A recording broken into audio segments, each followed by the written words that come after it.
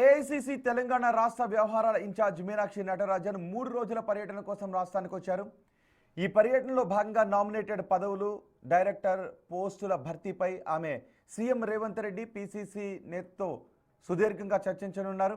ఇప్పటికే తుది జాబితాను సిద్ధం చేశారు.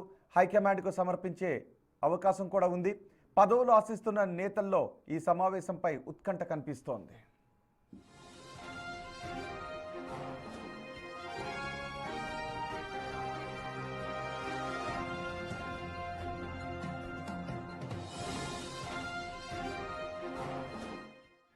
పార్టీ కోసం కష్టపడిన తమకు అవకాశం ఇవ్వాలి అని పలువురు నేతలు ఆమెను కలిసి విన్నవిస్తున్నారు. మరోవైపు ప్రస్తుతం పదవుల్లో ఉన్నవారు ఎక్స్టెన్షన్ కోసం ప్రయత్నాలు చేస్తున్నారు.